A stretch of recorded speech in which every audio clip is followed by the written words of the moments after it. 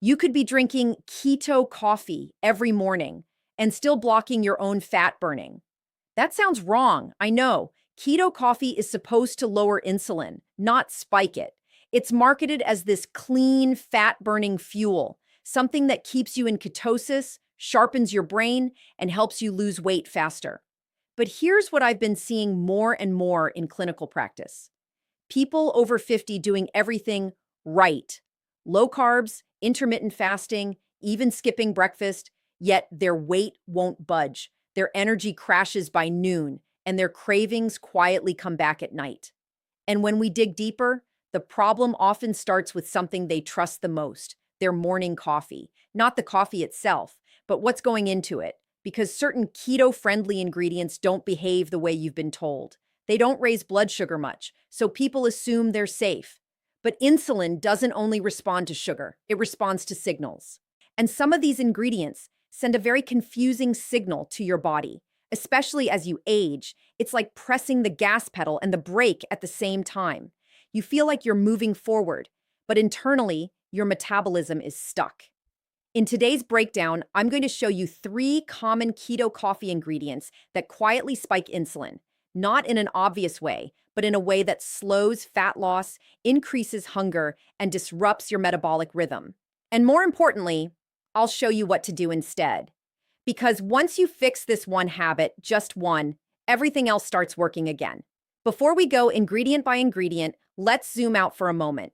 Because if you understand these 6 principles, you'll never look at your keto coffee the same way again. 1. Insulin is not just about sugar, it's about signals. Most people believe insulin only rises when you eat carbs. That's incomplete. Your body can release insulin in response to taste, texture, and even anticipation of food, especially in the morning when your system is more sensitive. 2. Liquid calories behave differently than solid food. When you drink calories, especially fats and sweeteners, they hit your system faster with less digestive friction. That can create a sharper hormonal response, even if blood sugar stays stable. 3. Zero sugar does not mean zero insulin. This is one of the biggest misunderstandings. Many keto-friendly ingredients don't raise glucose, but they still trigger insulin through neurological pathways, particularly in people over 50. 4. Your liver is the decision maker for fat burning. In the morning, your liver is essentially deciding, do I release stored fat or do I store more? Certain coffee additives push it toward storage mode, even if you're technically fasting. 5. The older you get, the more sensitive this becomes. After 50, insulin signaling becomes less efficient. That means even small repeated spikes, the kind you don't feel, can slow fat loss dramatically over time. 6.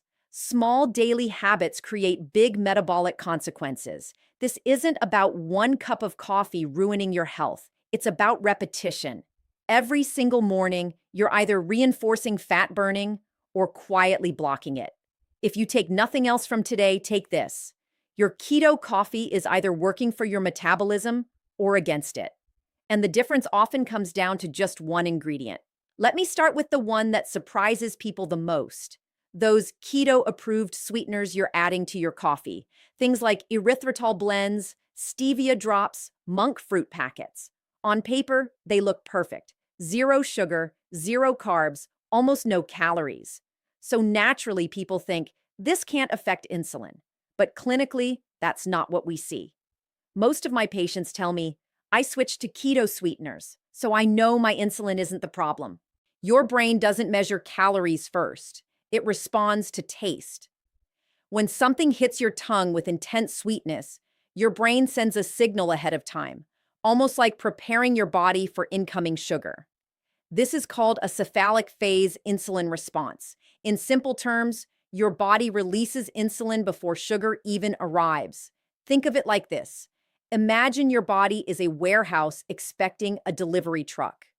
The moment the system detects a delivery notification, sweet taste, workers start opening doors, organizing space, getting ready. But if the truck never fully arrives or arrives empty, the system gets confused. That confusion, it can still trigger insulin without giving your body the fuel it expected. Now, does this happen to everyone equally? No. Your body becomes more reactive to these small signals. So, what used to be harmless in your 30s can quietly disrupt fat burning later in life. And there's another layer most people miss. Sweeteners can also increase cravings later in the day, not because they contain sugar, but because they keep your brain locked into a sweet expectation loop. So, by the evening, you're not just hungry, you're specifically craving something sweet or high energy. If your fat loss has stalled, this is one of the first things to remove, not later, but now. For the next 7 days, drink your coffee unsweetened or use a tiny pinch of cinnamon instead. Let your taste receptors reset. Most people notice within a week more stable energy, fewer cravings, and surprisingly, less need for constant snacking. This isn't about fear, it's about clarity, because once you remove the hidden signals, your body finally gets a clear message. It's time to burn fat. Now, this one tends to create resistance when I say it, because you've probably heard this for years. Add MCT oil or butter to your coffee. It boosts ketosis and accelerates fat burning. And in the right context, that can be true. But here's where things quietly go wrong. Many people are using these fats in a way that stops their body from burning its own stored fat. Not because fat is bad, but because timing and context matter more than people realize. Almost every patient tells me it's just fat. Fat doesn't raise insulin, so it must be helping me lose weight. Fat may not spike insulin significantly on its own, but it does send a powerful energy signal to your body. When you load your morning coffee with butter, cream, or MCT oil, you're essentially telling your body energy is already coming in, no need to tap into stored fat yet. Think of your metabolism like this. Imagine your body has a backup generator, stored fat, and a main power line, incoming calories. The moment the main power line is active, even if it's just fat, the generator switches off. Not because it's broken, but because it's no longer needed. So even if insulin stays relatively low, fat burning from your own body can pause. This is why many people feel energized after keto coffee, but don't lose weight. They've replaced breakfast, but not removed energy intake. Now let's go deeper, especially for those over 50. Your liver plays a key role here. In the early morning, it's primed to release stored fat, if there's a demand. But when you flood your system with dietary fat first thing, that demand disappears. And over time, this creates a subtle pattern. Your body burns what you drink instead of burning what you've stored. This doesn't mean MCT oil or butter is bad. It means it's often misused as a fat loss tool when it's really an energy tool. Simple daily habit. Fix. If your goal is fat loss, especially after 50, try this shift. Drink your coffee black or lightly modified in the morning. Delay heavy fats until your first real meal.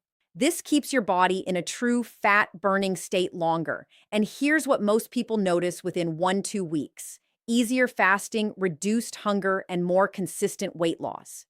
You don't need to add more fuel. You need to let your body use what it already has. This one hides behind a very convincing label. High protein. Clean fuel. Perfect for metabolism. So people start adding collagen, whey protein, or keto-friendly protein powders into their morning coffee, thinking they're upgrading it. And metabolically, they are doing something. Just not what they expect. Here's the key idea most people miss. Protein is not neutral when it comes to insulin. In fact, certain proteins, especially whey, can trigger a strong insulin response, sometimes comparable to carbohydrates. Not because they raise blood sugar dramatically, but because of how quickly they're absorbed and how your body uses amino acids. Let's make this practical. When you drink protein in your coffee, especially on an empty stomach, it enters the bloodstream quickly. It signals your body to start building and repairing, and insulin is released to help shuttle those amino acids into cells. That's normal biology. But here's the problem in the context of fat loss. Insulin and fat burning don't operate at full strength at the same time. Think of your body like a construction site. Protein is the building material. Bricks, steel, supplies. Insulin is the crew organizing where everything goes. The moment construction starts, the system shifts focus from breaking things down, burning fat, to building things up. Both are important, but they don't peak together. Now, this doesn't mean protein is bad. It's essential, especially as you age. But timing is everything. When protein is added to your morning coffee, you break your fasting state, you trigger insulin early, and you reduce the window where your body would naturally burn stored fat. Over time, this can lead to a frustrating pattern. You're eating clean. You're prioritizing protein, but your fat loss feels slow or completely stalled. There's also a subtle effect many people notice. After protein coffee, hunger often returns sooner than expected because you've activated digestion without a complete balanced meal. Research published in the American Journal of Clinical Nutrition has shown that whey protein can produce a significant insulin response, even in the absence of high carbohydrate intake. Simple daily habit. Fix. Keep your protein where it works best. Inside a proper meal, not in your coffee. This allows your body to burn fat in the morning, then switch to repair and rebuild later in the day. Small shift. Big metabolic difference. Now you've seen the full picture. Sweeteners that confuse insulin signals. Added fats that pause fat-burning protein that shifts your body out of a fasting state. Individually, they seem harmless. Together, they quietly work against your goals. Let's bring this together in a way that's simple and actually usable in real life. Because this isn't about blaming coffee. It's about understanding the signals you send your body first thing in the morning. Right now, most people are unknowingly stacking 3 signals at once. Sweet taste triggers insulin anticipation, added fat, removes the need to burn stored fat protein, shifts the body into a building state. Individually, each one seems harmless, but together, they quietly shut down your most powerful fat-burning window of the day. Here's the part most people never hear. Your body wakes up in a naturally fat-burning state. Overnight, insulin drops. Your liver begins releasing stored energy. Hormones are aligned for mobilization, not storage. And what you do in the first 30-60 minutes either extends that fat-burning window or ends it immediately. So instead of overcomplicating this, let's reset your morning with a clear, practical approach. A simple metabolic morning protocol. Step 1, keep your coffee clean. Black coffee or very lightly modified, no sweeteners, no protein powders, minimal fats. Step 2, give your body time to burn. Wait 60-90 minutes before your first meal if possible. Let your body actually use stored fat. Step 3, hydrate first. A glass of water with a pinch of salt can stabilize energy and reduce false hunger signals. Step 4, move gently. Even a 5 to 10 minute walk or light movement amplifies fat-burning signals. This isn't extreme. It's not restrictive. It's simply aligning your habits with your biology. And here's what tends to happen when people make just this one shift. Morning energy becomes more stable. Cravings later in the day start to drop. Fat loss begins to feel effortless again. Not because you're doing more, but because you've finally removed what was blocking you. Final thought, calm, direct. You don't need a more powerful coffee. You need a clearer metabolic signal because your body already knows how to burn fat. You just have to stop interrupting it. If you found this helpful, start with just one change tomorrow morning. Not everything at once, just one. And pay attention to how your body responds. That's where the real feedback and real progress begins.